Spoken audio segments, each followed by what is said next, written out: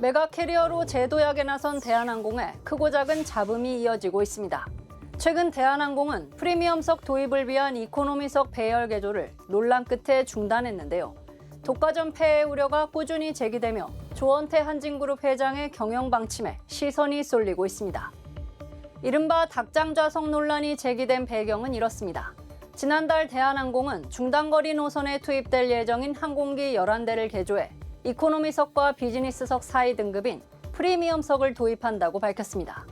이 경우 이코노미석 좌석 배열은 기존 333에서 343으로 바뀌고 이코노미석 간격은 1인치씩 줄어듭니다.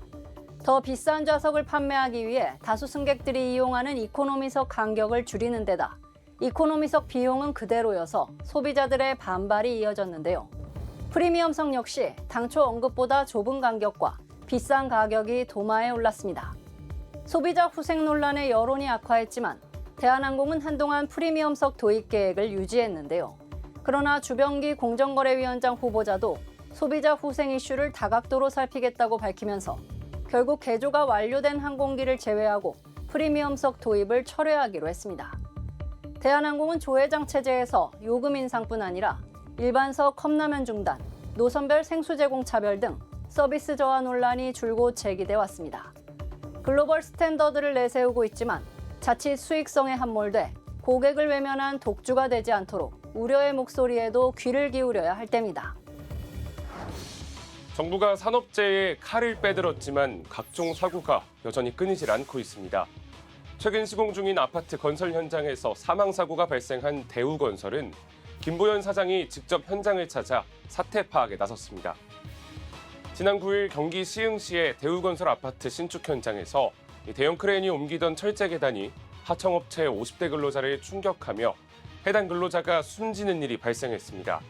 대우건설의 액화 천연가스 탱크 구축 공사 현장에서 온열 질환 추정 사망 사고가 발생한 지 닷새 만입니다.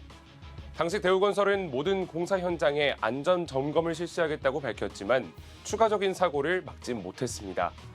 김 회장은 사과문을 내고 책임을 통감하고 깊이 반성한다며 모든 현장 작업을 중단한다고 밝혔습니다. 또 유가족에 대한 지원과 관계기관 조사에도 적극 임하겠다고 밝혔습니다. 고용노동부 조사에 따르면 중대재해처벌법이 시행된 2022년 1월부터 지난 3월까지 대우건설에선 총 11건의 중대재해가 발생해 12명이 목숨을 잃었습니다. 반복되는 죽음의 노동을 막기 위해 이제는 말이 아닌 행동으로 전면적인 안전체계 재정비에 나서야 한다는 목소리가 나옵니다. 한국 화장품의 역사를 함께해온 아모레퍼시픽이 올해로 80살이 됐습니다. 서경배 회장은 창립 80주년을 맞아 아모레퍼시픽의 중장기 비전을 밝혔습니다. 서 회장은 향후 10년간 아모레퍼시픽은 매출 15조 원 규모의 뷰티 웰니스 글로벌 대표 기업으로 거듭날 거라면서 매출 1조 원, 프리미엄 스킨케어 시장 글로벌 톱3 도약 등의 포부를 밝혔습니다. 크리에이트 뉴 뷰티를 슬로건으로 5대 전략도 공개했는데요. 통합 뷰티 솔루션 강화, 바이오 기술 기반 항노화 개발 등입니다. 한때 아모레퍼시픽은 중국 시장 매출 침체로 어려움을 겪기도 했습니다. 이후 북미와 유럽 시장을 겨냥해 맞춤형 공략에 나서면서 해외 매출 비중이 지난해 43%까지 높아졌습니다. 창업주 고 서성환 선대 회장은 동백기름을 만들어 팔았던 어머니의 일을 돕다가 해방 이후 아모레퍼시픽의 시초인 태평양 화학공업사를 세운 걸로 알려졌습니다. 숱한 위기 속에서도 이어온 끊임없는 도전 정신이 세계 시장에서 K-뷰티의 자부심을 이어갈지 관심입니다. 4천만 이용자를 자랑하는 네이버와 새벽 배송 강자 컬리가 손을 잡았습니다. 컬리는 최근 네이버 플러스 스토어에 컬리 앱마트를 공식 오픈하며 외부 플랫폼에 처음 진출했습니다. 신선식품으로 판매 영역을 확대하는 네이버가 컬리와 이른바 온라인 장보기 동맹을 맺은 겁니다. 이번 협업의 배경에는 네이버의 적극적인 고해가 있었던 걸로 알려졌습니다. 네이버는 신선식품 배송에 필요한 콜드체인 인프라가 구축돼 있지 않았었던 만큼 이를 갖춘 컬리와의 전략적 파트너십을 희망해왔습니다. 컬리로선 네이버의 폭넓은 이용자층과 마케팅 인프라를 통해 서비스 진입 장벽을 낮출 수 있게 될 전망인데요. 네이버의 인공지능 기술과 광범위한 데이터 활용도 시너지가 예상되는 부분입니다.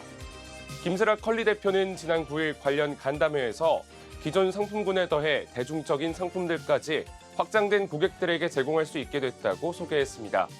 서로 다른 강점을 지닌 양사의 협업이 쿠팡이 독주 중인 이커머스 시장의 판도를 흔들 새로운 분기점이 될지 시선이 쏠립니다.